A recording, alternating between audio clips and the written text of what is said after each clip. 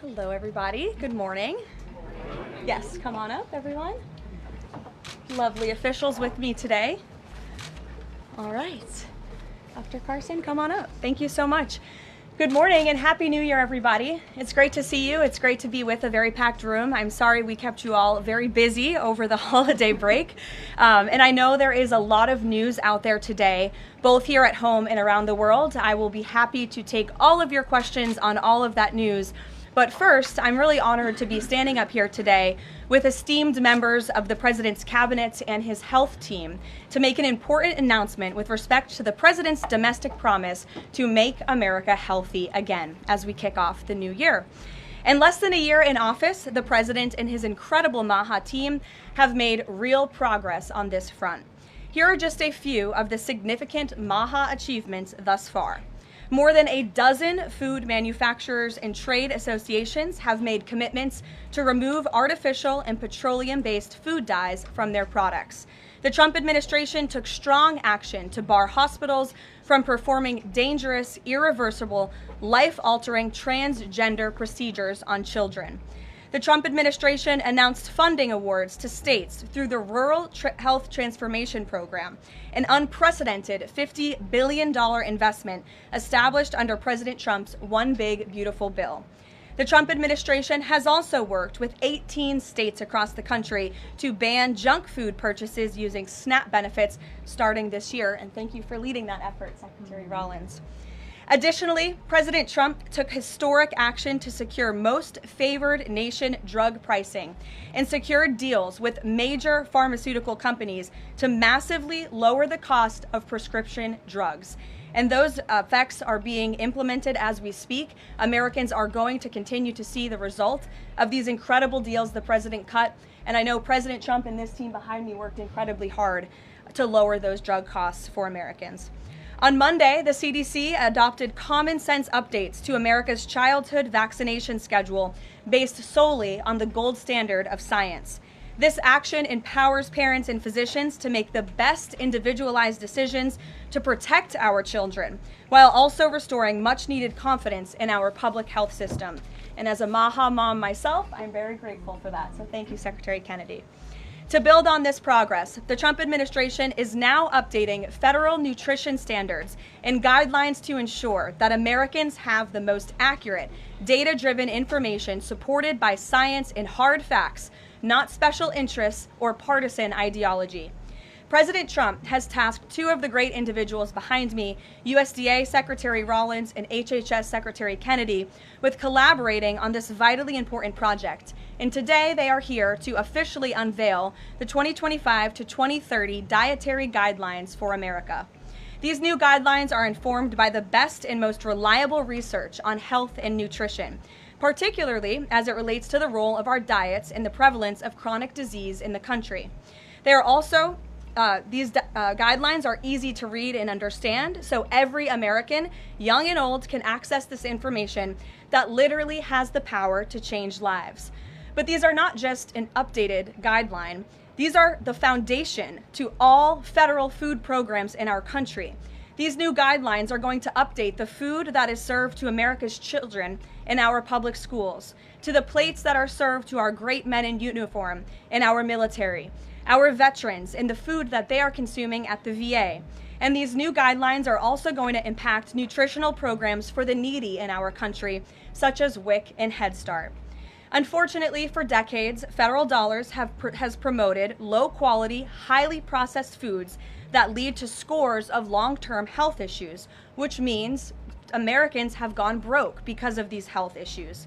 Faulty dietary guidelines of the past stacked the deck against healthy eating and food options for everyday American families, which has fueled the chronic disease epidemic and jacked up the healthcare costs of households across the country. This failed approach in our public health system ends today. When these guidelines are followed, Americans will be saving themselves thousands of dollars. If we want to cut healthcare costs in our country, we must become a healthier country. According to the CEA, poor diet is the root cause of obesity, which accounts for $400 billion in medical spending each year. A healthier America will lead to a more affordable America. The new dietary guidelines from the Trump administration will ensure federal dollars go to real food to improve public health and therefore save the American people their hard-earned cash over the course of their lives. So with that, I am going to hand it over to Secretary Kennedy. The great people behind me will give remarks, and then we'll get into Q&A for the officials that are here on this specific topic. They will leave because they're all very busy people, and then I will open it up to Q&A with the rest of you on the rest of the news in the world. So thank you, and we'll start with Secretary Kennedy. Thank you, Caroline. Thank you. Today marks a decisive change in federal nutrition policy, made possible by President Trump's leadership and the work of MAHA moms and public health advocates who demanded reform.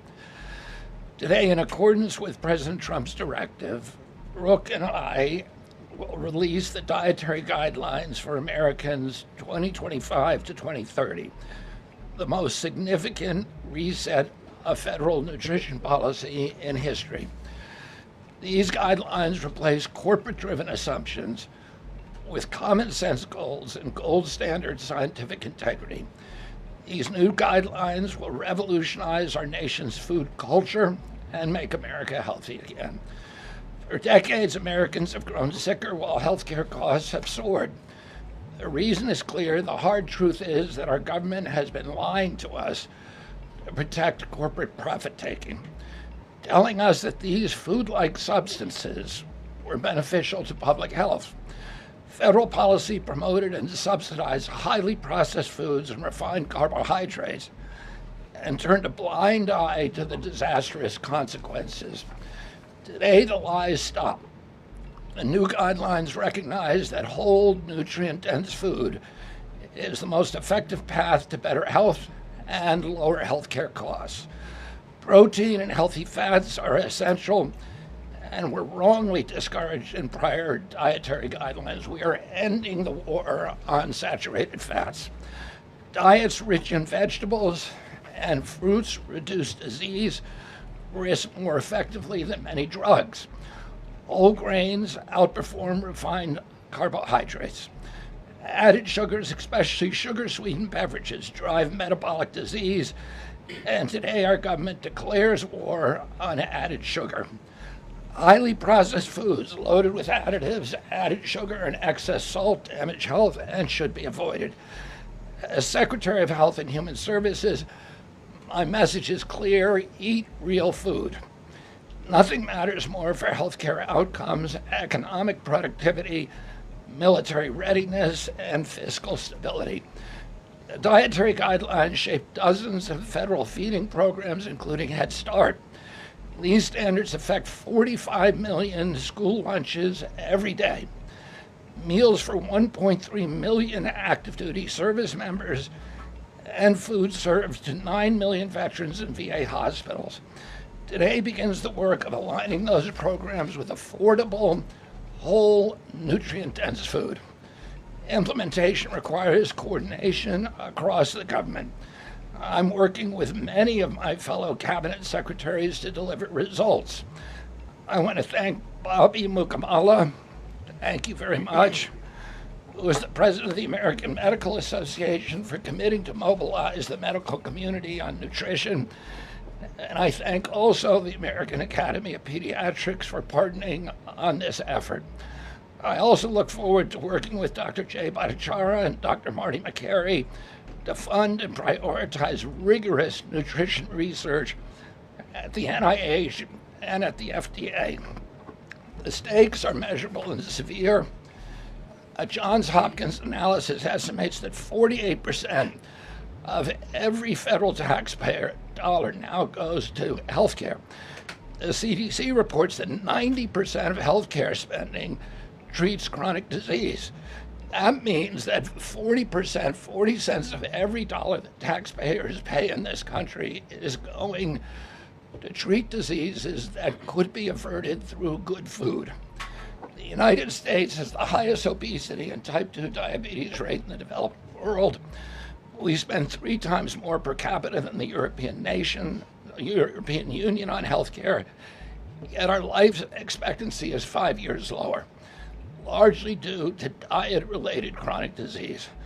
Our childhood obesity rate is 5 times higher than countries like France.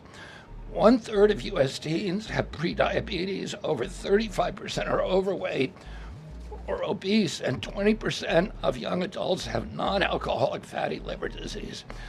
77% of military-aged Americans are ineligible for military service because of diet-related conditions.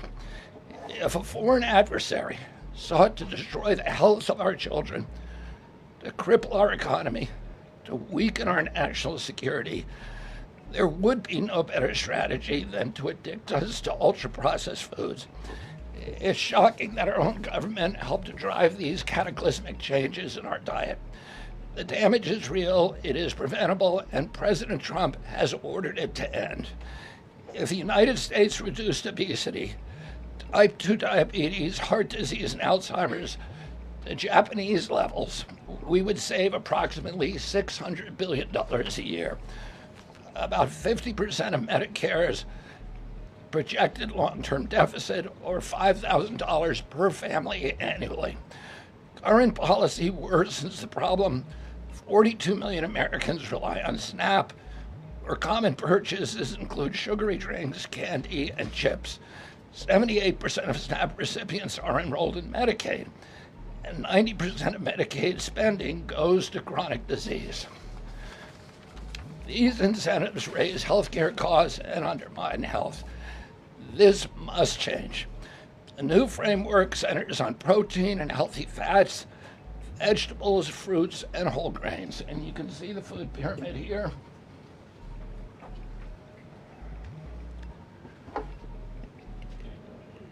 It's upside down, a lot of you will say. But it was actually upside down before, and we just righted it. For the first time, the dietary guidelines directly address ultra-processed foods and set firm sugar limits in federal procurement, driving a significant reduction in added sugar in school meals. I want to thank President Trump for his leadership and the partners committed to ensuring that federal food dollars support real food and better health. Thank you. And I want to introduce my partner and friend, Brooke Rollins, who was an extraordinary collaborator on this. Thank you. Well, good morning, everyone. Happy New Year. What a honor to be here. I think this is Karoline's first press conference back, and what a great way to start the new year, 2026. I want to thank Secretary Kennedy. Your commitment to the well-being of Americans is such a blessing to this nation. We have been working on these new dietary guidelines really since almost day one. Bobby and I were voted on the same day and sworn in on the same day. So I think the partnership from minute one has been real and extraordinary. As Secretary Kennedy mentioned, America is in the middle of the worst chronic health crisis in our nation's history. Over 40% of the roughly 73 million children in the United States have at least one chronic health condition, and nearly 90% of healthcare spending goes toward treating people with chronic disease. Secretary Kennedy mentioned that, but it is really important to keep underscoring that fact. This crisis is unacceptable. It prevents Americans from living healthy and happy lives. And for decades under both Republicans and Democrats, federal incentives have promoted low quality, highly processed foods and pharmaceutical interventions instead of prevention. As a result, nutrient-dense whole foods grown by America's farmers and ranchers have been increasingly displaced. The Trump administration is acutely aware of this danger, and today this announcement is making a major step in doing something about it. Thankfully, the solution is simple and should be non-controversial. Eat real food. This is the main message of the new Dietary Guidelines for Americans 2025 to 2030, which encourage households and schools to prioritize whole, nutrient-dense foods.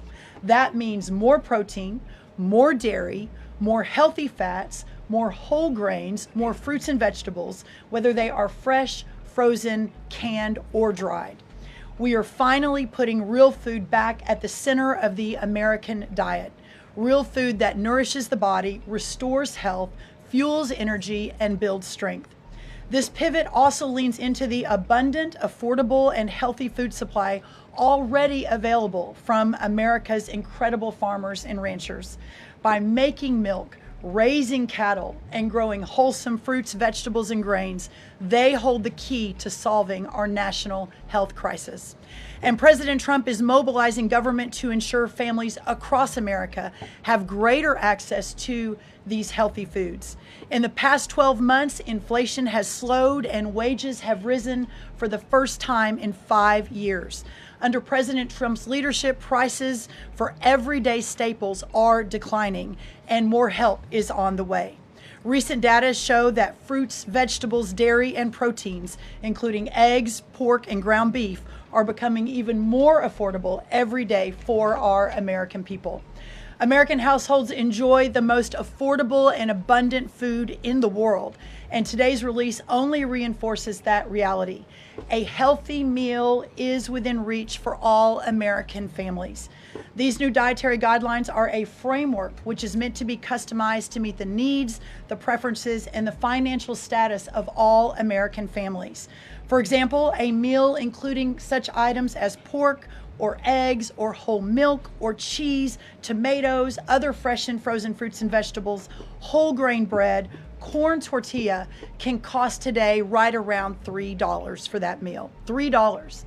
And soon USDA will finalize our stocking standards, which means that those businesses in America that take the SNAP benefit, what they are required to stock in order to take that benefit, by the way, that's almost 250,000 retailers across America, that very soon we will be finalizing that rule that will mandate all 250,000 retailers in America double the type of staple foods that they provide for America's SNAP households. This means healthier options will be in reach for all American families, regardless of circumstance, at levels never seen before in our country. These dietary guidelines are foundational to so many USDA programs, and their introduction marks the first step in connecting America's schools and dinner plates to the best of American agriculture. Make no mistake, under President Trump's leadership, we are restoring common sense, we are restoring scientific integrity, and we are restoring accountability to federal food and health policy. The new guidelines are all about putting the well-being of Americans first, exactly where it should have been all along. This is the foundation that will make America healthy again, not just for those of us alive today, but for our children and our children's children and those coming behind. I want to end by saying God bless American families, God bless the American farmer and rancher, and God bless America. What an honor now to introduce another great partner in this incredible work, and that is Dr. Mehmet Oz. Thank you. Congratulations to Secretary Rollins, Secretary Kennedy, and do want to express my appreciation for what the President has done overall to increase the affordability of healthcare. The biggest accomplishment perhaps for the health system abilities to drop down prices last year was the most favored nation drug pricing that Karoline mentioned. These are incredibly effective at reducing the costs, for example, of what the President calls the fat shot, the Ozempic, GLP-1 category of medications. We dropped them dramatically. But the best way to reduce drug spend in America is to not need the drugs in the first place. What you're hearing today with these dietary guideline adjustments are going to be massively effective at not just dropping the need for us to buy these weight loss drugs, but buy the expensive drugs for autoimmune problems. We have evidence that food is medicine when it comes to conditions from various mental health issues, from Alzheimer's and depression to fundamental realities of how children learn in school. So the question then becomes, what is this actually going to do in dollars and cents? And I had the group at CMS run some numbers for us to try to give you concrete assessments of how much this will drop the spend that the federal taxpayer must make for Medicare and Medicaid. And I'm more optimistic today than ever that we can address the fast rising rate of healthcare expenses in America because of movements like this. Right now, we're increasing health expenditures in America at roughly twice the rate of the GDP growth. We will correct that if we can get America to be healthier, because you can't be a wealthy nation without being a healthy nation. So 2 numbers for you to remember. The first is 30 billion. Why? 30% of healthcare costs are directly attributable to obesity. I'm not talking about indirect associated expenses, which are also present, but a very conservative number, 30%, are directly attributed to obesity. That's about $300 billion a year for just Medicare, If we were to affect obesity by 10%, which is an incredibly conservative and justifiable assumption that has been borne out in evidence-based dietary experiments and trials, just that alone is $30 billion of reduction of expenses for Medicare rather. That's also obviously correlated with Medicaid reduction in spending. In Medicaid, it's a different opportunity because in Medicaid, we educate children. 53% of children in America are covered by Medicaid or CHIP. And we have programs to teach kids and their parents what to eat, and how to make these dietary guidelines that Secretary Rollins and Secretary Kennedy have crafted with their teams into practice. It will dramatically change the natural history of how children are able to participate in life. But let me give you one last number.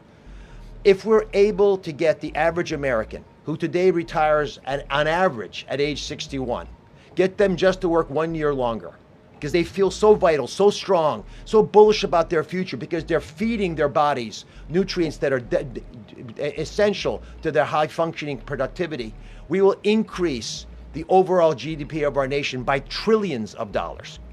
So we will reduce healthcare expenses. At the same time, we jazz up the U.S. economy with trillions of dollars created by the productivity of American workers. God bless you both for making the DGA feasible and making it perhaps the wisest investment we could make in our communities. Marty McCary is one of my closest friends, the powerful leader of the FDA, who's been taking brave steps along the line and has additional insights. Thanks. Thank you, Dr. Oz. Today marks the beginning of the end of an era of medical dogma on nutrition. For decades, we've been fed a corrupt food pyramid that has had a myopic focus on demonizing natural, healthy, saturated fats, telling you not to eat eggs and steak, and ignoring a giant blind spot: refined carbohydrates, added sugars, ultra-processed food. This study in JAMA now shows that 60% to 70% of kids are getting their calories from ultra-processed foods. That's an epidemic. We now have a generation of kids addicted to refined carbohydrates, low in protein. They are literally nitrogen negative because we've used old flawed studies that used urine nitrogen to estimate body protein metabolism, and they missed the mark. The old guidelines had such a low protein recommendation that we are increasing that by 50 to 100%. Kids need protein. The old protein guidelines were to prevent starvation and withering away. These new protein guidelines are designed for American kids to thrive, and they're based on science, not on dogma. We have 40% of our kids now with a chronic disease. It is not their fault. This is something that is the result of bad advice from the government and a medical establishment that for decades peddled research from a flawed 1960s model. Today, we are setting the record straight. This is not a willpower problem of our nation's kids. This is something adults have done to kids, and we're going to fix it. And so, as Dr. Oz said, the best way to lower drug prices is for people to stop taking drugs they don't need. We are going to finally address the root causes of our broken healthcare system: insulin resistance and general body inflammation, advanced by the protein-poor, micronutrient-poor, ultra-processed, refined carbohydrate diet that kids are addicted to today. And so, on behalf of the Food and Drug Administration, we are proud to be a part of this. We are grateful to be contributing to this work. Thank you, Secretary Rollins. Thank you, Kyle Diamantis, the best deputy commissioner for food at the FDA the agency has ever had. This is a historic day in America. Thank you, Karoline. Doctor, thank you so much. Thank you. I hope everyone's inspired to go eat a salad for lunch after this briefing. If anybody has questions on this topic, we will take a few and then we'll get into the topic. We'll start with our new media seat. If you have a question on this topic today, Jamie Franklin, she comes from the Conservator. Why don't you kick us off? Yeah, first of all, Caroline, congratulations on your pregnancy. We're so excited for you. Thank you. Matt moms across the country, including myself, are just so excited by what this administration is doing to make our kids healthy again. But we do have concerns when it comes to these blue states pushing back on a lot of progress that we're making as an administration. And particularly, we're really excited that you guys revised and streamlined this vaccine schedule. However, what we have seen is that these blue states, whether it be no tax on tips, no tax on overtime, or pushing back on immigration, they continue to stop your guys' progress. So what has been the response from these blue states? Because as Maha moms enrolling our kids in school, this is a big issue, and we celebrate what you guys are doing, but we want to have it even in the blue states as well. I mean, my hope is that we only released these earlier, 2 days earlier. I'm sorry. Duck is also high in protein. That's an interesting. Duck is a good thing to eat, everybody. We only released the new vaccine schedule 2 days ago. The vaccine schedule, there's nothing compulsory in it. Everybody, I've always promised, I'm not going to take people's vaccines away from them. People who want to get vaccines, everybody who wants them can get all of the vaccines that were on the old schedule. They will all be paid for by the Vaccines for Children program or for the insurance the same as before. We release guidelines that we think are optimal to public health. They're the same with core vaccines that are required by the European community. And those nations all have much better health outcomes than we do. And they're based on their best science and also on their conviction that when you put too many vaccines on the program, it actually reduces compliance. It reduces uptake. And so we want to maximize the uptake of vaccines by making sure that Americans know we are making recommendations that are science-based, that are common sense, that are grounded in science. And right now, that's the best science that we have. And again, there's 3 categories of vaccine. One is the core schedule, which resembles the European countries. The second is for people who have vulnerabilities, for high risk, and that doesn't change at all. And then the third is shared decision making, which any vaccine that was on the old schedule, you can continue to get. So people will make their own choices, and that's what democracy is about. I asked the boss, Caroline, for permission to add a little bit to this because I think it's really important. And by the way, Jamie, what a superstar you are. It's so fun to see you in this seat, Jamie Franklin. The blue state question is a really important one. And for those of us that are running agencies with these programs, I mean, I've talked to a lot of you already about how we have 22 blue states that won't give us their SNAP data so that we can figure out and ensure that those who really need these programs are actually getting these programs. Clearly, you all have been writing about Minnesota. California's next. We're looking at New York, some other states. The amount of fraud in all of these programs is absolutely stunning. And the challenge is, I mean, from Medicaid, et cetera, I know, Dr. Oz, you've talked a lot about that. This is a significant problem. And I think who's really harmed in all of this conversation and when these blue states aren't partnering with us to try to do this right is we say blue states and red states, but in those states, there are all kinds of our citizenry and that aren't all Democrat or aren't all Republican. We had a poll that just came out that had about 85% of all Americans believe that states should turn their data over on SNAP so that we can figure out where the fraud is and ensure these programs are going where they need to go. So my request of these blue states and these blue state governors is partner with us. Let us figure out how to do this better. Let us make sure that whether it's the vaccine schedule or the SNAP program or the Medicaid program or the child care program, that we are doing everything we can to protect every tax dollar, but to also ensure those who need it the most vulnerable in our society, are getting the programs they need versus those who A, are not even supposed to be here, or B, are cheating the system. Jeff. Thanks, Caroline. One of the changes that was made had to do with alcohol. Secretary Kennedy or Dr. Oz, could you explain the science behind the new language on not saying 2 drinks for men and 1 drink for a woman every day would be healthy, and whether or not the industry had an impact on the language of moderation versus just saying alcohol is not healthy and you shouldn't drink it? So alcohol is a social lubricant that brings people together. In the best case scenario, I don't think you should drink alcohol, but it does allow people an excuse to bond and socialize, and there's probably nothing healthier than having a good time with friends in a safe way. If you look at the blue zones, for example, around the world where people live the longest, alcohol is sometimes part of their diet. Again, small amounts, taken very judiciously and usually in a celebratory fashion. So there is alcohol on these dietary guidelines, but the implication is don't have it for breakfast. Right? This should be something done in a small amount with hopefully some kind of an event that might have alcohol added.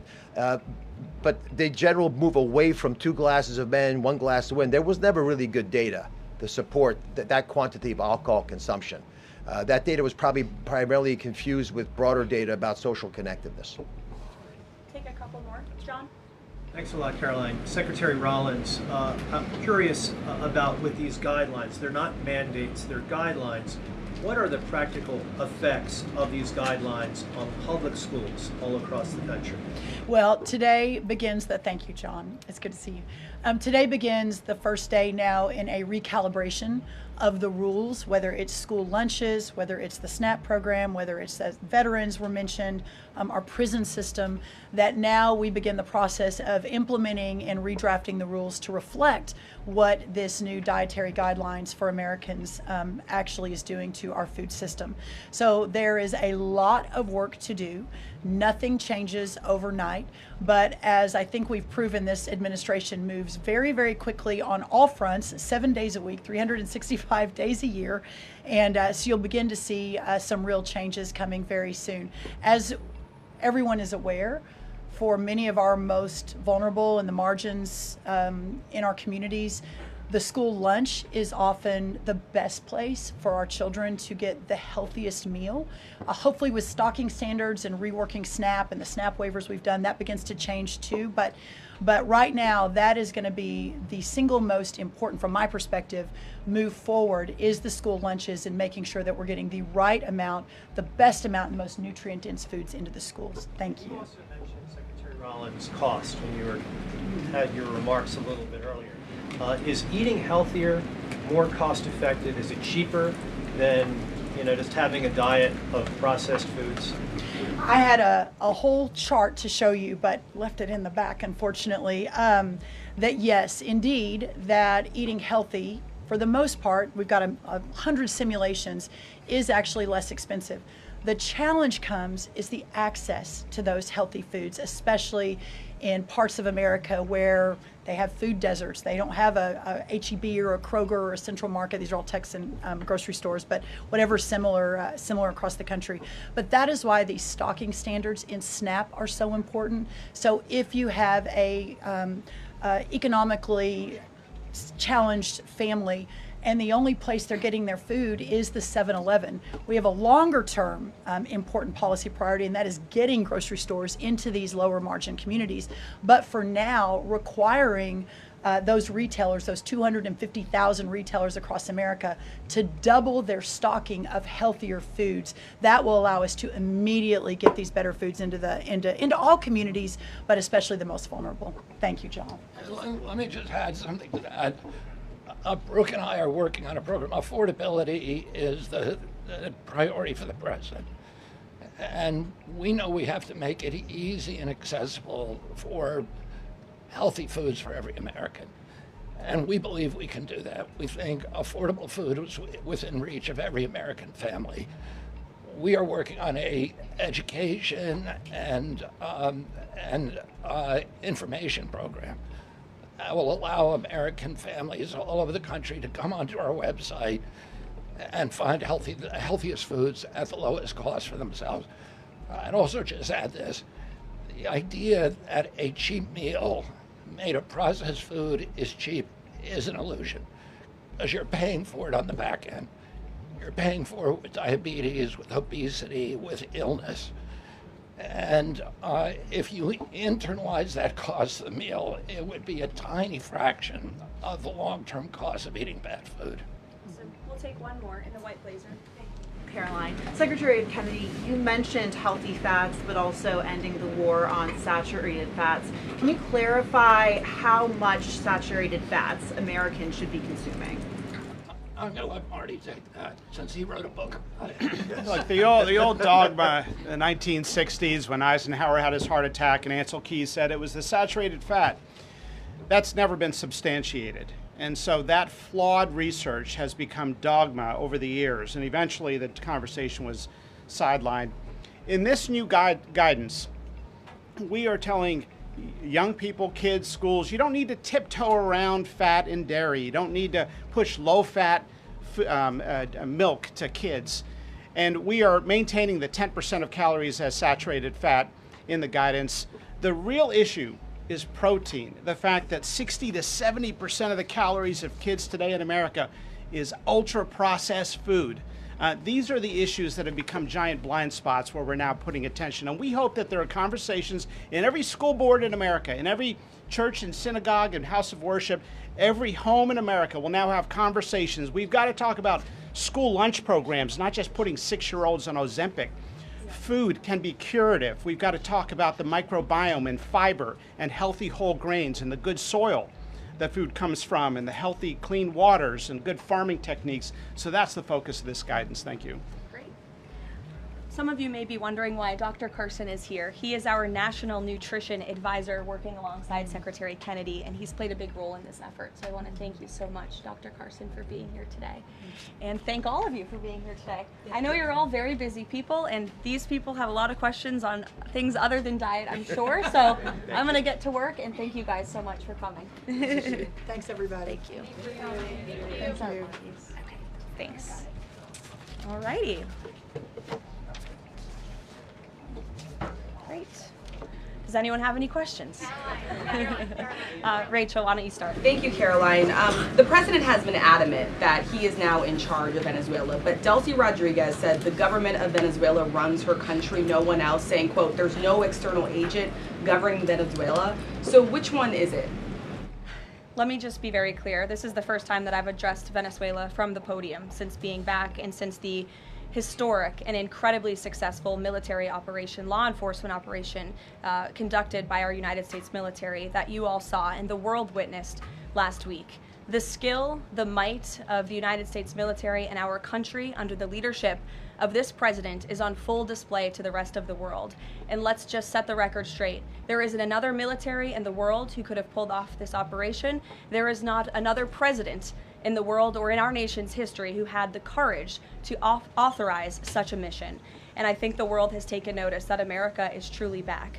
With respect to Venezuela, the Trump administration, led by Secretary Rubio, the vice president, and the president's entire national security team, is in close correspondence with the interim authorities in Venezuela. We obviously have maximum leverage over the interim authorities in Venezuela right now, and the president has made it very clear that this is a country within the United States, the Western Hemisphere, close by the United States, that is no longer going to be sending illegal drugs to the United States of America. It's no longer going to be sending and trafficking illegal people and criminal cartels to kill American citizens as they have in the past. And the president is fully deploying his peace through strength foreign policy agenda. So we're continuing to be in close coordination with the interim authorities, and their decisions are going to continue to be dictated by the United States of America. Just one follow-up, when you talk about that leverage there, has the Venezuelan government fully committed to turning over its oil to the United States indefinitely, and what happens if they do not? Well, as you saw, the president announced last night, this was a deal. This was a deal made by the president and his team with the Venezuelan interim authorities. This will benefit both the American people and the Venezuelan people. And Secretary Wright and the Department of Energy are working with the interim authorities and also with the private oil industry to execute on this historic energy deal. That's not only good for the United States, but it's also going to revive the prosperity, the safety, the security of both the United States and Venezuela as well. Ed. Following up on the oil part of this, 30 to 50 million barrels of oil, how exactly is that going to work? You're getting it out of Venezuela into the United States? Yes. And then what? That's exactly right. So as you know, Ed, as the president announced last night, this was the sanctioned oil that was basically just sitting in barrels, sitting on ships because of the effective quarantine of the United States of America. And the interim authorities have agreed to release that oil to the United States, so it will be arriving here at home very soon. The United States government has already begun marketing Venezuelan crude oil in the global marketplace for the benefit of the United States, engaged the world's leading commodity marketers, key banks to execute and provide financial support for these crude oil and crude product sales. All proceeds from the sale of Venezuelan crude oil and products will first settle in U.S.-controlled accounts at globally recognized banks to guarantee the legitimacy and integrity of the ultimate distribution of proceeds, and those funds will be dispersed for the benefit of the American people and the Venezuelan people at the discretion of the United States government. It sounds like it requires a lot of private sector engagement and agreement And from the oil industry and the banking industry. Do you have that yet? There's a lot of private sector engagement that's happening right now. As you know, Secretary Wright, our energy secretary who's heading up this big project, is in Florida today meeting with some of these oil executives. And as we confirmed earlier, they will also be at the White House later this week. So they are absolutely eager to invest. They're eager about these opportunities. And Secretary Wright is a very knowledgeable guy when it comes to oil and energy, and he's the perfect man for the job. Another corner of the world there, real quick on Go Iran. ahead. Go ahead. So just to follow up on the oil, 30 to 50 million barrels is an initial tranche, if you will, and then what happens after that? What I won't get ahead of the plans that the president and his team are currently speaking with the interim authorities about, but rest assured, there is a long-term plan here. Secretary Rubio and the entire team are working diligently on it, and this is just sort of the first action that you all are seeing. Ed. Thanks, Caroline. So in order to get these oil companies to invest billions in Venezuela, how will the U.S. reassure that their workers will be safe in Venezuela? Could there be troops involved? At this point in time, as you know, there are no troops on the ground in Venezuela. The president, of course, reserves the right to use the United States military if necessary. It's not something he wants to do. Diplomacy is always the first option. As you saw, he tried that with Nicolas Maduro, but unfortunately, he was an illegitimate dictator and an unserious person. And so President Trump authorized this law enforcement operation, and now Nicolas Maduro is sitting in a prison cell in New York. So certainly the president is going to do what's in the best interests of the American people, and that includes workers from our energy and oil industry as well. With that meeting tomorrow, what is the message the president is going to give to the oil executives, and what does he want to hear? Well, the meeting is on Friday, and it's just a meeting to discuss, obviously, the immense opportunity that is before these oil companies right now. Stephen. Thank you, Caroline, and congratulations again. Thank you. The New Yorker had a story yesterday on the vice president, and it questioned his, quote, notable absence on Venezuela. And the sub-headline asked, was the vice president's exclusion from the operation in Venezuela an expression of his anti-interventionist ideology or political calculation? Would you be able to discuss the vice president's role in Venezuela policy? I did see that report in the New Yorker, and quite frankly, I laughed out loud because it's very clear it's a fake report that's trying to sow distrust and division amongst the president and his team. Let me just be very clear. The vice president has been involved in all policy. He is the right-hand man of the president on all policy matters, including Venezuela policy. He was, of course, read in and deeply involved in this operation from the very beginning. And he was present on the night of the operation via secure communication at a different location as to not damage the operational secrecy of this mission that was so incredibly important to ensure that this mission could be carried out successfully without endangering our troops. Sure. The U.S. seized a tanker recently. Russia specifically asked the United States not to seize that tanker. Does this action risk a larger conflict with Russia? I believe you're referring to the Bella 1 tanker that was seized this morning. The Department of Justice and the Department of Homeland Security, in coordination with the Department of War, did announce that seizure this morning for violations of U.S. sanctions. I've spoken about the enforcement of our sanctions policy at the podium prior to the new year, and this administration is going to fully enforce the sanction policy of the United States. The vessel this morning was seized in the North Atlantic pursuant to a warrant issued by a U.S. federal court after being tracked, and this was a Venezuelan shadow fleet vessel that has transported sanctioned oil, and the United States of America, under this president, is not going to tolerate that. I would also just add the vessel had a judicial seizure order, and the crew, so that means the crew is now subject to prosecution for any applicable violation of federal law, and they will be brought to the United States for such prosecution if necessary. Kelly. Caroline, Happy New Year to you. Thank you. You too. I'd like to talk to you about a couple of things real quickly. The first question about the Venezuelan people. As you know, there's some 8 million Venezuelans here, some of them celebrating in the streets. There are Venezuelans on the ground who are concerned about their safety. What does the Trump administration, what is it doing to actually help people in Venezuela understand that they will be secure throughout this transition?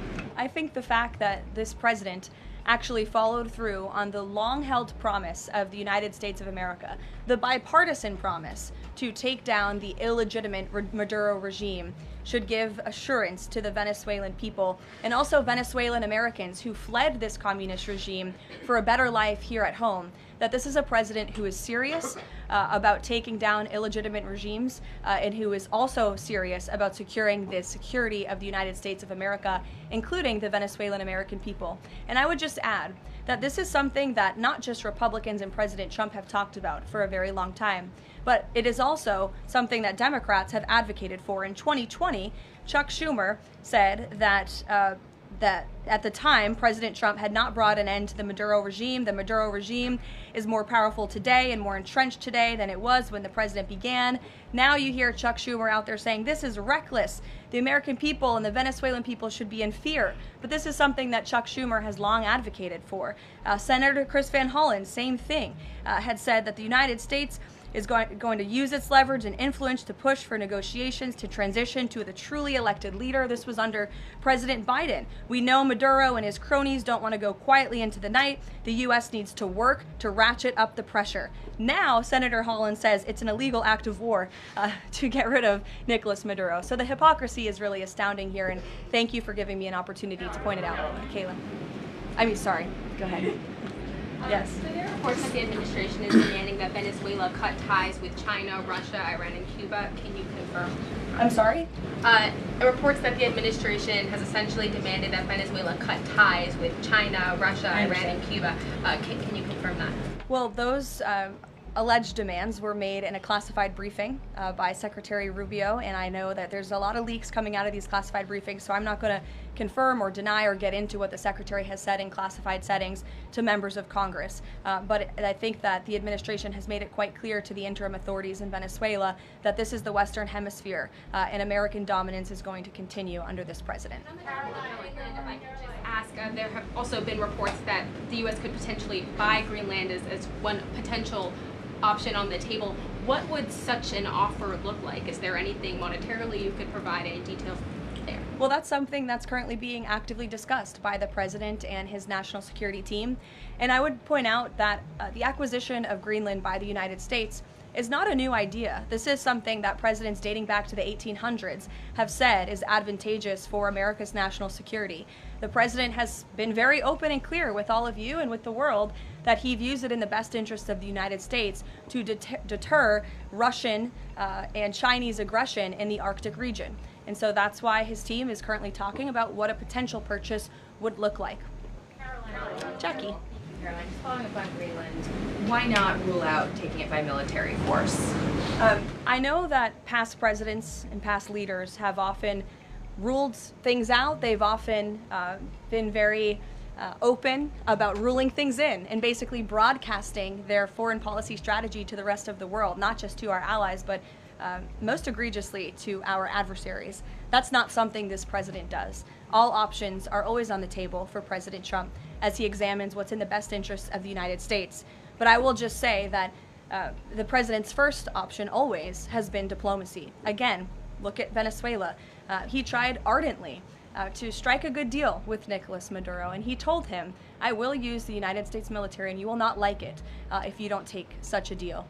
And look at what happened. With respect to Iran, the president said the same thing, right? He tried to have serious interest in a deal with the Iranian regime with respect to their nuclear capabilities. They were not interested, and so Operation Midnight Hammer happened, which was another remarkable military success under the leadership of this commander-in-chief. So the president keeps his options open, but diplomacy is always the first. Quickly, just one additional follow-up on that. Does the president recognize Denmark's ownership as part of the kingdom? Because there have been some Republican senators questioning, the claim that Denmark has to Greenland. Is the president in that camp with them, questioning the legality of I have not heard him question it personally, but you're welcome to ask him yourself next time you have the chance. Sanctions are being lifted for Venezuela. We got to lift some sanctions to let the oil come in. Can you talk about that just very briefly? Yes, so the U.S. is selectively rolling back sanctions to enable the transport and the sale of Venezuelan crude and oil products to the global markets, yes. Annie. Thank you. There are some reports from Venezuela that the country's leaders are cracking down on the population, specifically suppressing public expression of support for Maduro's ouster. Is that kind of behavior consistent with what the president wants to see, how the president wants to see the leaders take on the population? It would not be consistent, and I'll let the president's national security team speak further on that. I know they are well aware and tracking. Kelly. Two questions. One, on the seized vessels, the Bella, the Sophia, can you tell us where they're headed, what happens to any existing cargo, and you referenced personnel but potentially facing prosecution. That's one thing I'd like to follow on. And then on the Bella. Yes, okay. And on Annie's question, if I could also ask, does the administration believe that the interim regime should release all political dissidents and prisoners and return detained Americans? That's not a question that I've personally spoken about to the president with, so I will let him answer that question. I don't want to make new policy at this podium today with respect to Venezuela. With respect to the two ships that you mentioned, I spoke with you about the Bella 1. There was another vessel this morning, the Sophia, that in coordination with the Department of War, the Department of Homeland Security apprehended it. This is a stateless, sanctioned, dark fleet motor tanker, and this occurred without incident. This vessel was operating in international waters and conducting illicit activities in the Caribbean Sea. The U.S. Coast Guard is escorting the Sophia to the United States for final disposition. To answer your question, Kelly, directly, this was through Operation Southern Spear. The Department of War is unwavering in its mission to crush illicit activity in the Western Hemisphere. And as the President has repeatedly stated, we're going to defend our homeland and restore security and strength across the Americas. Dasha, go. Caroline, thank you and Happy New Year. Thanks, you too. Two questions, one on Venezuela, one on Greenland. You've repeatedly at the podium called the current leadership in Venezuela interim leadership. There are Republicans and Democrats alike that say they want to see elections in Venezuela. The president had said it's too soon to do that right now, but is there a timeline for elections in Venezuela? Is he committed to seeing that this year, for example? You just said the president has answered that question, so I will reiterate what the president has said a few times now to all of you, which is that it's too premature and too early to dictate a timetable for elections in Venezuela right now. Caroline, you just talked to Jackie about diplomacy first, right? The Danes have repeatedly said they are willing to collaborate on all of the concerns that the president has, whether it's more troops, mineral rights, intelligence sharing. Why does the president feel he needs to own Greenland and not and put out the threat of military action when this could be done through diplomacy? Well, who said diplomacy isn't taking place behind the scenes, Dasha? I mean, the president is interested in diplomacy. His national security team is as well. And of course, he's always willing to pick up the phone for everybody and hear out their concerns. But the president is the president of the United States of America, and he's always going to be very clear about what he views as being in our nation's best interest. Reagan. Caroline, I have a question for you on Venezuela, and then I'd love to ask you about Minnesota and Tim Walz. Sure. On Venezuela, I'm wondering, does the administration hope to start sending more Venezuelan migrants back home or have them self-deport if the situation in the country improves? As far as I'm concerned, the policies of the Trump administration and the Department of Homeland Security have not changed. All those illegally present in the country are subject to deportation. And I would just like to add, how we got here. The president was very clear on the campaign to the American public, and it's one of the many reasons they resoundingly reelected him back to this office, that he was not only going to crush foreign drug cartels, but that he was not going to stand by and watch as the illegitimate Venezuelan regime was sending illegal criminals and gang members and rapists and murderers to our country. which happened to the tune of thousands under the previous administration and president. And so there could be nothing more America first than this operation that took place last week. And I would just remind all of you in this room that there were innocent Americans like Jocelyn Nungare who lost their lives at the hands of dangerous Venezuelan criminals who were sent here by the Maduro regime. And that has been the president's North Star and guiding principle throughout his entire policy since January 20th. Tim Walz in Minnesota. Does the administration believe that Tim Walz potentially dropped out of the governor's race because he could be under criminal investigation? I don't know if there's a criminal investigation. If there was, I wouldn't be able to comment on it from up here, to be honest with you. But I think Tim Walz probably dropped out of the race because he realizes he no longer has the support of the people of his own state, which is a remarkable downfall considering he was the number 2 on the Democrat Party's ticket just about a year ago.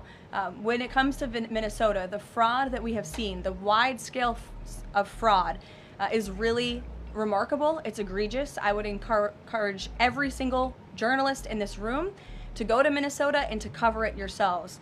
As for the Trump administration, we have officials who have been on the ground almost every day. Secretary Noem was there yesterday. Secretary Bessent will be traveling there later this week to talk about the fraud and to do a roundtable on this very topic.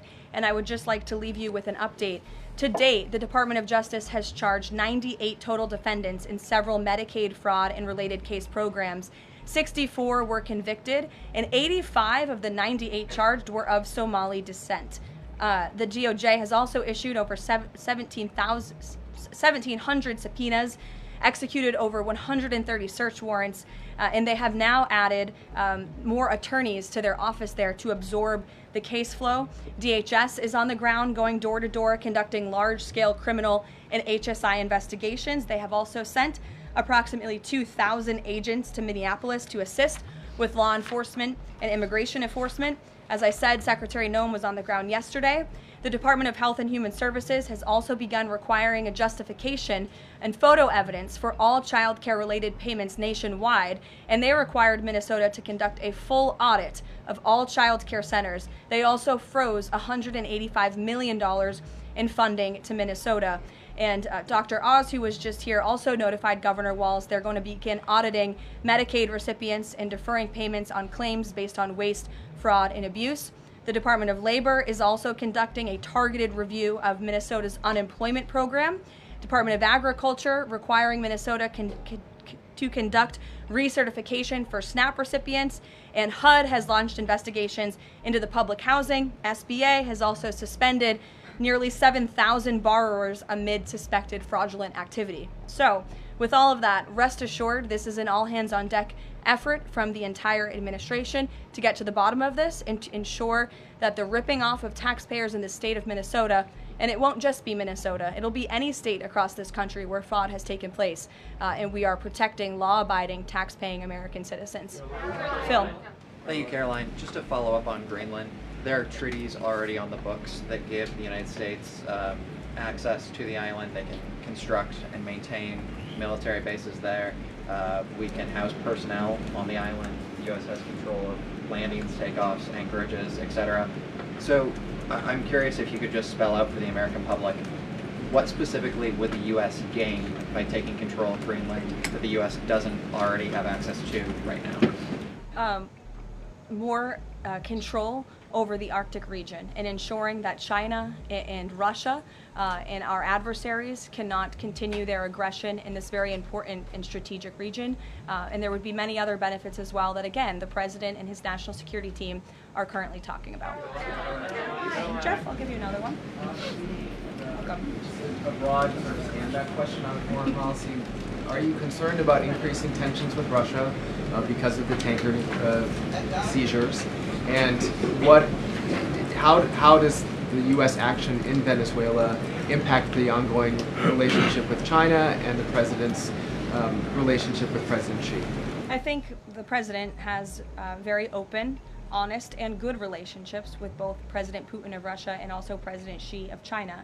He has spoken with them numerous times, as you know, since coming to office about a year ago, and I believe that those personal relationships are going to continue. But as for the President and the United States, he's going to enforce our policy that's best for the United States of America. And with respect to these ship seizures, that means enforcing the embargo against all dark fleet vessels that are illegally transporting oil, and only legitimate commerce, to answer your question much earlier, Rachel, determined by the United States, is going to be permitted. And that's the policy of this administration, and he's not afraid to implement it. One more stand back. Just one more stand back. I just the last one. I remember asking the president at the beginning of his term if he was committed to Article 5 and NATO, and he said yes.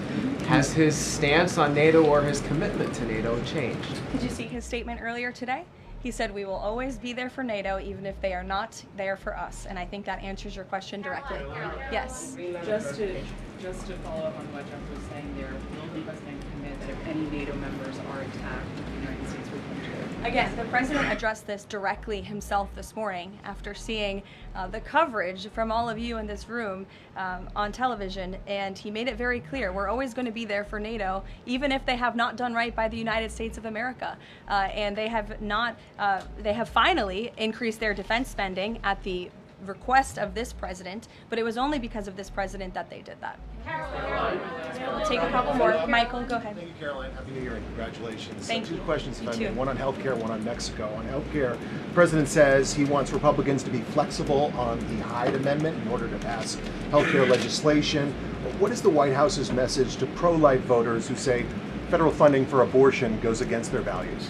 Well, the president did not change the administration's policy. It was President Trump who signed an executive order protecting the Hyde Amendment. It's the Trump administration that has taken multiple actions on various fronts to ensure that taxpayer dollars are not funding the practice of abortion. What the president was saying yesterday was Republicans, and frankly Democrats too, need to show a little bit more flexibility so we can actually get something done with respect to the issue of health care. Republicans have amazing ideas. The president himself, as we spoke about earlier, has launched this Most Favored Nation drug pricing initiative, has cut good deals with Big Pharma. He wants to see Republicans and Democrats too, if they're willing, codify those executive orders into law so that these good deals can remain and these prices can continue to be lowered long after this president and this deal maker in chief is gone.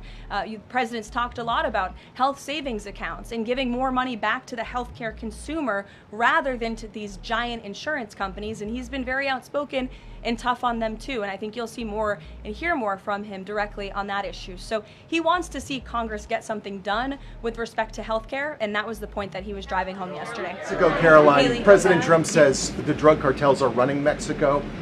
What action does he need to see Mexico's president, Claudia Sheinbaum, take to prove that she's in control of that country, in control of those cartels? And does the White House believe she's able to do that without U.S. intervention? Look, I think the president was speaking very candidly and frankly about the reality on the ground in Mexico. Haley. Caroline, Happy New Year. I wanted to Thanks, ask you you too. about the seized tanker, the Vela. There were reports before this that Russia had sent a submarine to escort it.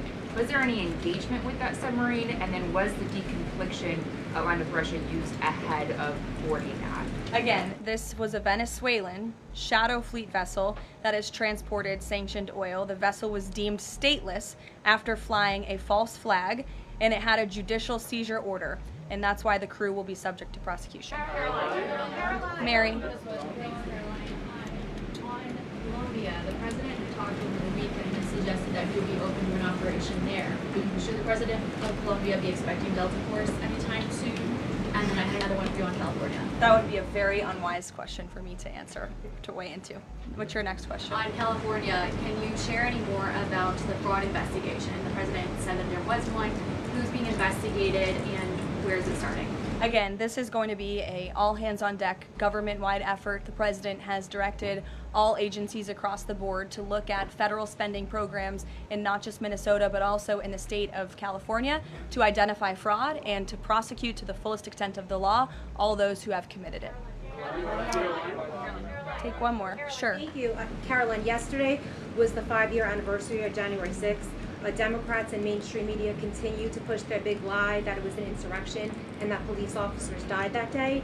The reality is that 4 Trump supporters died on January 6th and 2 women were killed by January 6th police. Everybody knows Ashley Babbitt was shot in cold blood by Capitol Police Officer Michael Byrd, but there was another woman, her name was Roseanne Boylan from Georgia, and she was pepperballed, gassed, and ultimately brutally beaten with a stick by January 6th police officer Lila Morris. The Biden administration and mainstream media lied and told Americans Roseanne Boylan died of a drug overdose on Capitol steps. Her family is now asking for an investigation. Is the administration aware of the circumstances of her death, and will there be an investigation finally? Well, for investigation, I will have to defer you to either the FBI or the Department of Justice, and I'm sorry to have to do that.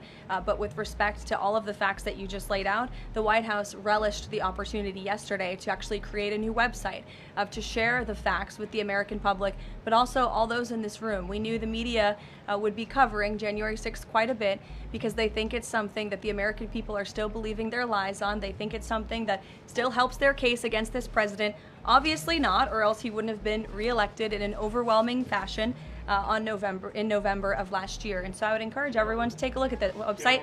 It's quite well done. And thank you all very much. It's great to be back with you.